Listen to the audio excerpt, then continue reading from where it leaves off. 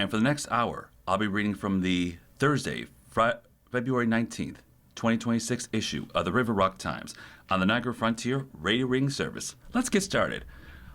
Veterans of All Stripes invited to VetFest on March 7th by Amber Healy. When he was a young man leaving the United States Navy, George Fitzpatrick had no idea what services were available to him and how to get them or even he needed them. He could have used the help to deal with the handful of issues linked to his service, including the post-traumatic stress disorder. At age 23, quote, "I don't know what was available. I didn't file my disability claims until 10 years later, and then it was all pain," end quote, as he had to try to verify his condition were a result of his enlistment. Fitzpatrick didn't want other veterans, regardless of their age or ability, to have the same struggle. He's picking up an effort originally led by Debbie Lamondo, a board member of the River Rock Communication Coalition, and rallying community support for the Vet Fest scheduled for Saturday, March 7th from 11 a.m. until 2 p.m. on the American Legion's Frontier Post 1041 at 533 Amherst Street. There will be 20 and 30 organizations tabling that day, providing information and services to get in help veterans need, wherever they might need, Fitzpatrick says. Quote, think of it as a conference. You walk in, there's a lot of tables set up, and they all give away these wonderful things to help veterans. It could help their health, it could be healthcare, like materials, it could be socks or something else. There's something more in these different organizations. Last time we ran these table spaces, of course.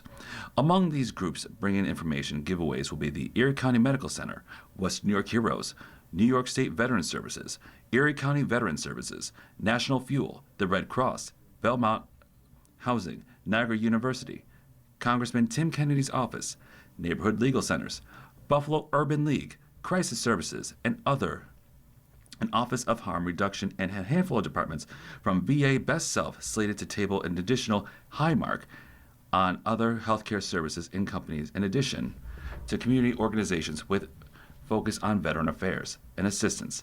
There will be plenty of food, either donated from local companies or purchased from the River Rock Coalition and Riverside Business Association. Each person who attends will receive a drawstring bag with it from the coalition, in addition to a ticket of a series of raffles throughout the event, featuring donations for companies and possibly Buffalo sports teams.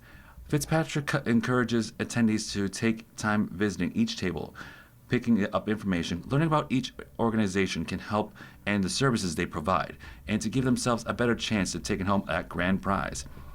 We don't do typical fundraisers anymore. What we do is we approach organizations for gift cards, donations, things like that.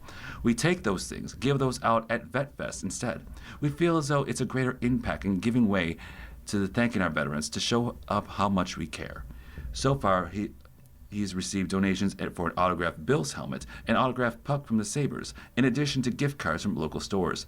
Fitzpatrick says that all providers are united in the support of and the admiring of our veterans, for their hopes of trying to make sure it's easier to gain access to help whenever they need.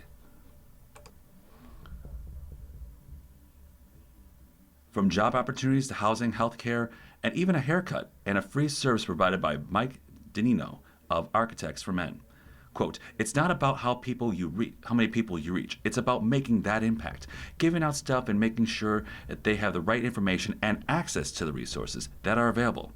I can tell you as a veteran myself, when I go out there and when I see a 23-year-old kid, I didn't know. My brother just retired from the Air Force, and they actually walk you through retirement and discharge and protocol when you get out. When I got out 20 years ago, there was nothing. It was, okay, you're healthy, check, check, check. All right, bye. But people need to know, especially guys, because there's so much stigma around men being vulnerable or even asking for help or asking to learn. There are resources available. It's confidential. Nobody has to know if you don't want them to know. But if you need help and you're struggling to get over it, there's resources out there, end quote. Bringing these organizations together in one spot for a few hours is designed to make it accessible, even if veterans just take a business card or call later for more information or make appointments. Quote, there'll be food, there'll be drinks, everything is free. We just want to thank our veterans and help them feel honored, as they should be, and appreciative for the obvious sacrifices they take care of, says Pat Fitzpatrick. Our next article, Quinn Minute, Finding a Career, by Rix Quinn. I'm jealous of people who find their life's work early. For some, the discovery starts in elementary school. Ray was a very likable, outgoing guy. He got along with everybody, including the teachers. The rest of us tried to stay under the teacher's radar, praying they won't get called on. We never raised our hands unless if we wanted a trip to go to the restroom. In music class, we were required to sing solos. The girls could sing something sweet and lyrical, but the guys would pick some simple tunes that required little vocal range. We each stood up, bellowed something resembling a moose call, and sat down. If the entire song was just 3 or 4 notes, we were fine with it. But Ray would stand, he would say something like, I would like to sing one of my Broadway favorites. He got up, launched an a cappella version that amazed the girls and horrified the guys. Around 6th grade, Ray's voice changed to a low baritone, and he occasionally gave school announcements. By high school, this guy started working part-time at a local top 40 radio station, writing humorous segments and making actual money. By college, he had his own talk music show, and then he hit the big time. He was hired as larger-than-life and larger-life personality with working at larger-than-life radio stations. And then for decades, he had his own morning show in the major market. Today, he owns a company that records both his professional voices. I still hear him in these commercials. I ran him to the grocery store not long ago. He greeted me and started talking. But I couldn't help but feeling like that voice was coming out of a radio station.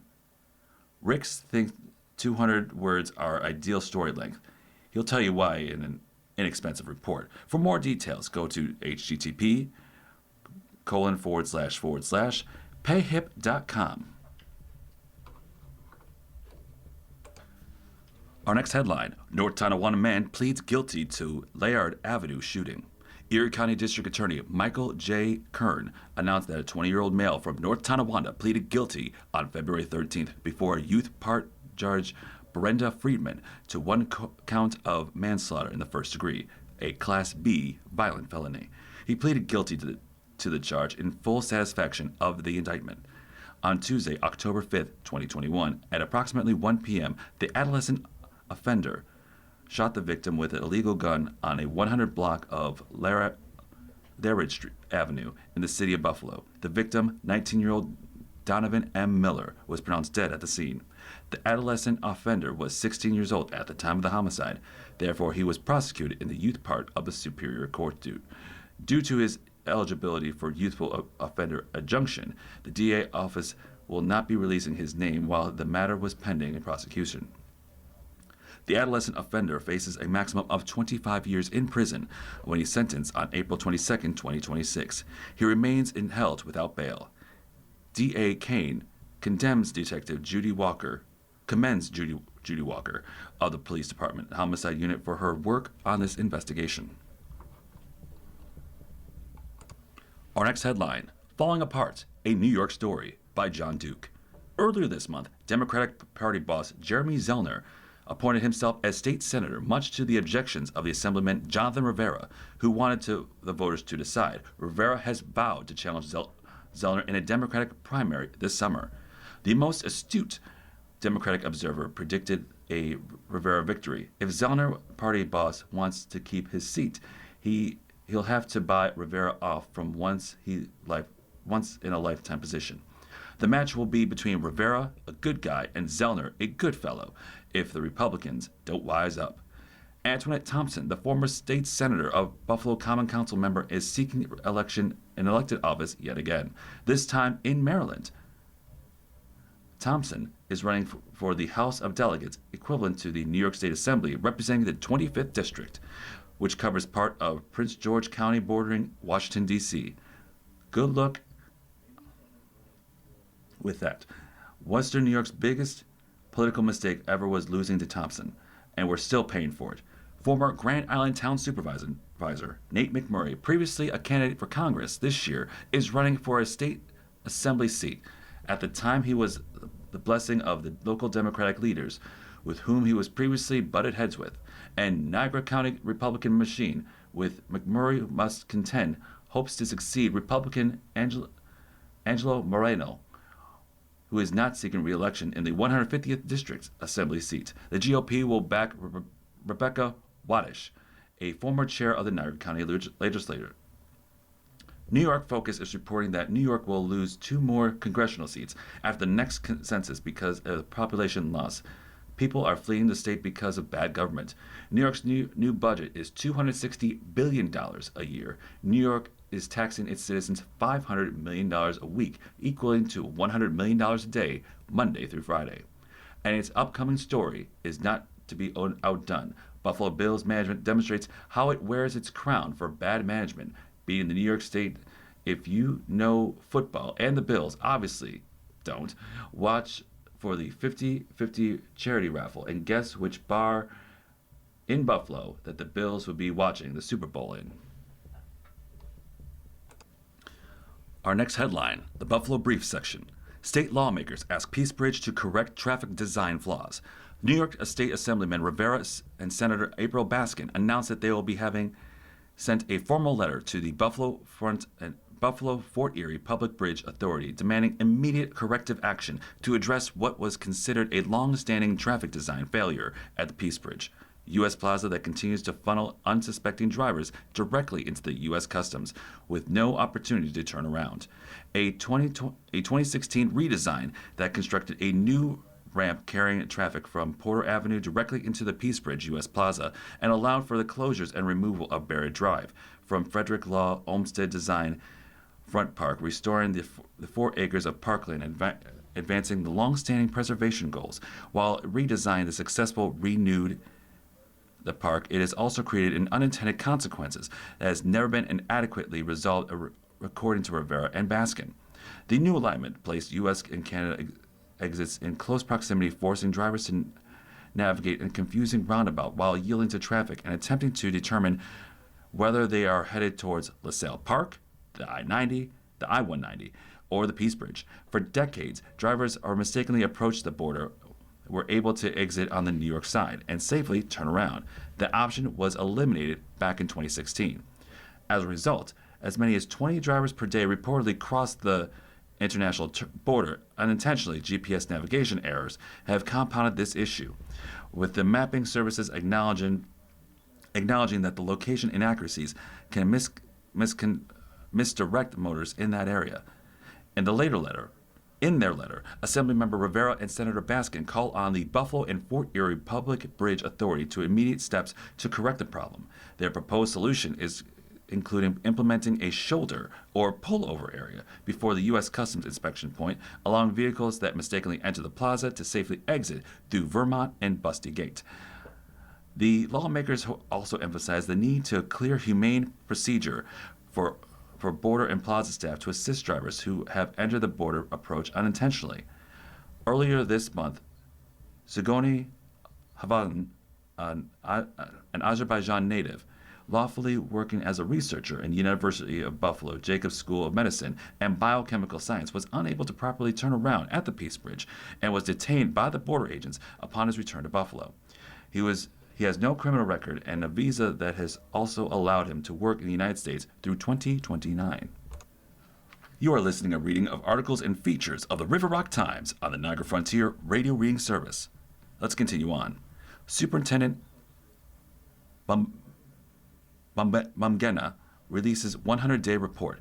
Buffalo Public School Superintendent Mungena has released a 100-day report which marks the first 100 days as superintendent. During this time, Superintendent Mungena says he is actively engaged with teachers, staff, and students, families, elected officials, and community partners to listen, learn, and better understand the district's strengths and needs. The 100-day report highlights the key findings and priorities resulting from these conversations, and superintendent visits all 60 public schools. To read the 100-day report, visit www.buffalosschools.org/o/bps/article/2683055. That's 2683055. Open house set to renovated BMHA site. Bridges Development Incorporated is developing an arm affiliate of Buffalo Municipal Housing Authority, or BMHA, announced it will hold 2 open houses and freshly renovated Francis J. John Apartments. The completely redeveloped Francis John Apartments, located at 1201 Broadway, features 62 1 to 2 bedroom apartments for seniors 62 years and older, earning them 50% of the area median income. All available units are available at Section 8 project based on a voucher program, where qualified residents pay no more than 30% of their income towards rent. Representatives from Bridges, BMHA, and Cornerstone Property Managers will be available to answer any questions you have, providing the applications. Open house number 1 is on Thursday, February 19th from 2 to 4, and open house number 2 is on Saturday, February 21st from 10 a.m. until noon. Our next article, Erie County earns Heart Safe Community Designation. Erie County Legislator Mike H. Casoen of District 3. National Heart Month is recognized every February, and Erie County is committed to providing a multitude of resources to ensure the healthy residents across every district. Last year, Erie County reached a milestone that reverberated not only Western New York, but also the national conversation and community health and emergency readiness. The county officials earned the Heart Safe Community Designation, a national recognition from Citizens CPR Foundation that reflects the comprehensive, community-wide commitment to improving survival outcome from sudden cardiac arrest, or SCA for short, which is one of the leading causes of unexpected death in the United States. Sudden cardiac arrest can strike anyone, anywhere, and survival rates hinges on one critical factor: how quickly life-saving measures like CPR, defibrillation, and initiation. In most emergencies, professional emergency responders arrive within minutes, but the vital first moments are usually in the hands of the bystanders. Erie County's Heart Safe initiative recognizes that widespread training and accessible life-saving tools provided to the community level can mean the difference between life and death.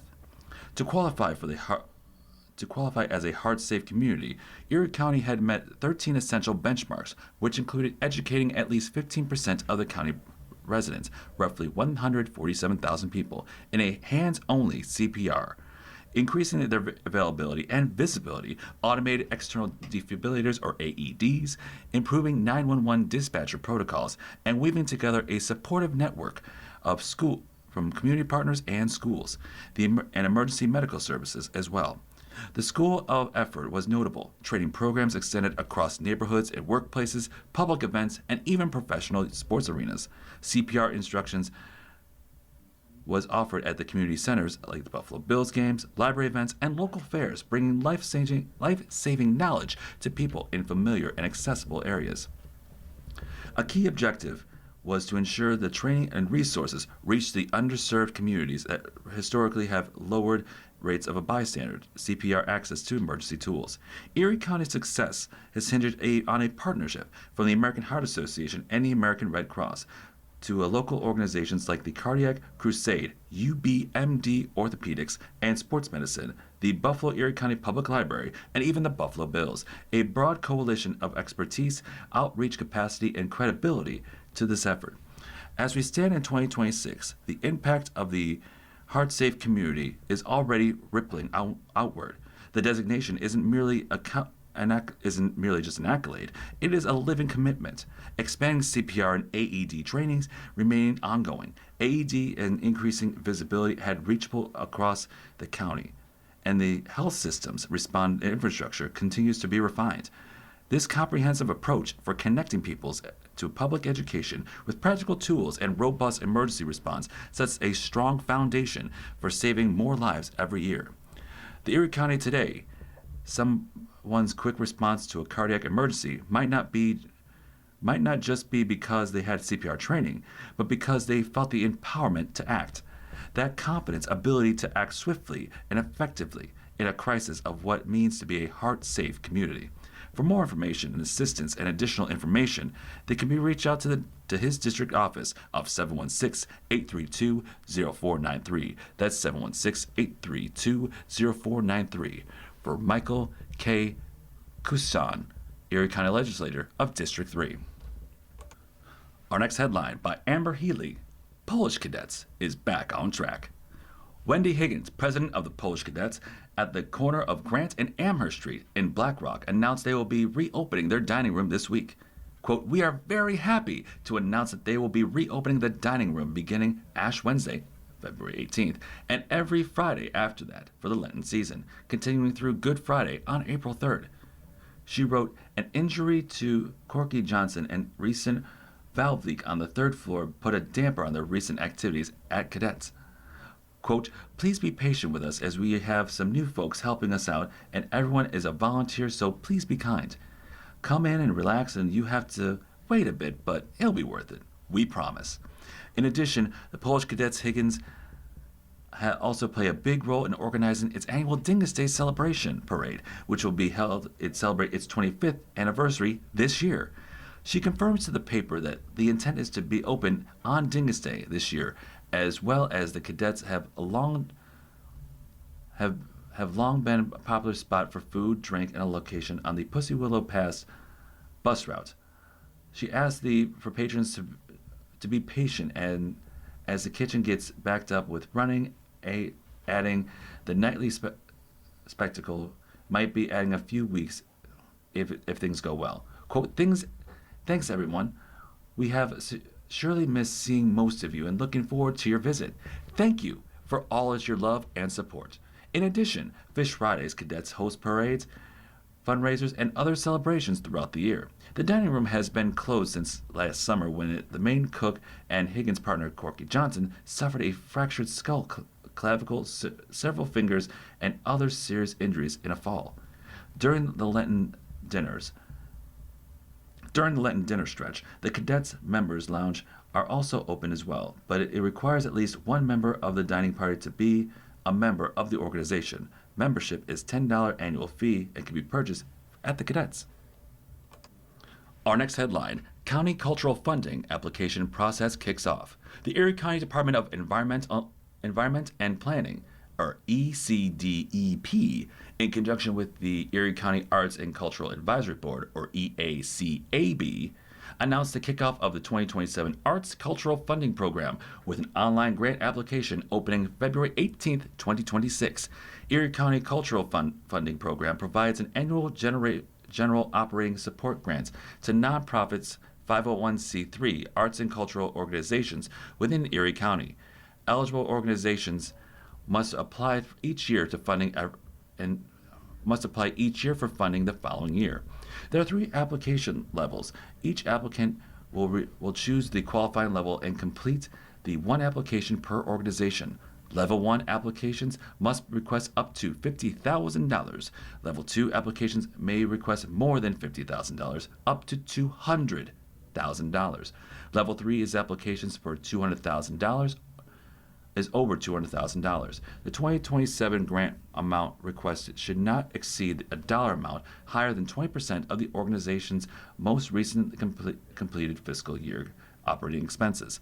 The website, erie.gov/cultural, has been updated for easier navigation as well as new application guidebook. New applicants must register at www.erie.gov/cultural/account request well before a grant application deadline. Access grant portal. Only one account is allowed per organization. This account enables applicants to complete their applications in multiple sessions before submission. Prior applicants can continue using their existing accounts to update their application for 2027 funding. Organization meeting that the eligibility requirement must submit their application online to www.erie.gov/cultural, and EACAB and DEP staff will review the submitted applications. Only at www 3.erie.gov/cultural will allow applicants to have access to the application. Submissions is available weekdays until 4 p.m. Level 1. Applicants are due by 11:59 p.m. Wednesday, April 15th. Level 2 and Level 3 applications are due by 11:59 p.m. Wednesday, April 22nd. DEP staff and EACAB members will allow educational briefing to include an overview of the program eligibility requirements and of grant applications and creating an account, etc. Organizations are strongly encouraged to attend the applicant briefing, offering in person and through WebEx. Recordings of the briefing will be available at Erie County's YouTube page. The applicant briefing will be held at 5:30 p.m. on Wednesday, February 25th at Buffalo in Erie County Central Library at 1 Lafayette, Buffalo, New York, 14203. The Central Libraries may be reached at 716-858-8900. That's 716-858-8900. WebEx access will be available to erie.gov/cultural. New applicants are highly encouraged to attend the briefing. Eligible nonprofit organizations must have at least 1 year of 501c3 organizations. All application attachments must be consistent with the organization's federal and state nonprofit reporting requirements.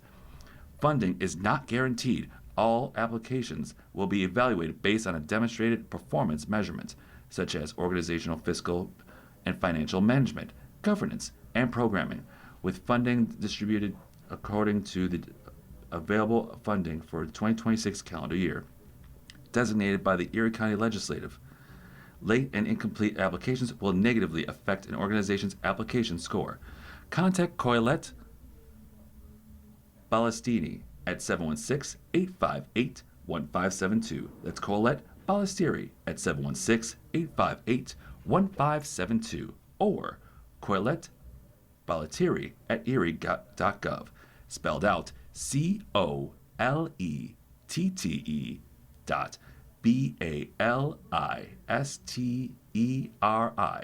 at erie.gov if your organization or representatives require special accommodations.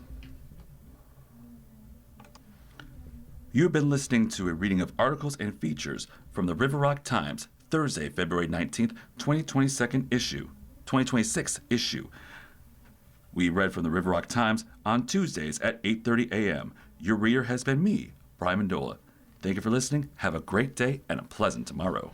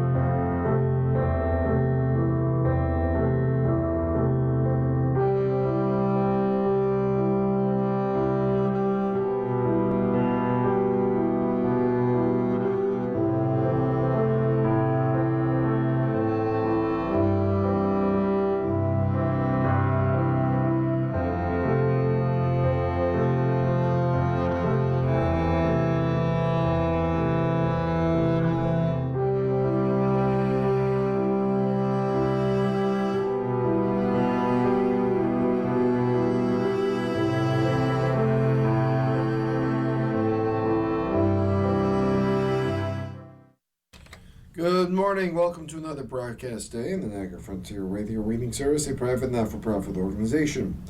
Radio Reading volunteers broadcast daily readings of newspapers, magazines, and books to area blind and print handicapped persons who are provided reading radios. As always, please feel free to contact us with your comments, suggestions, and questions you may have. And please stay with us. Our Reading the Buffalo News is going to be coming up in just a few moments. The following program is intended for listeners who are blind, have low vision, or another print disability that makes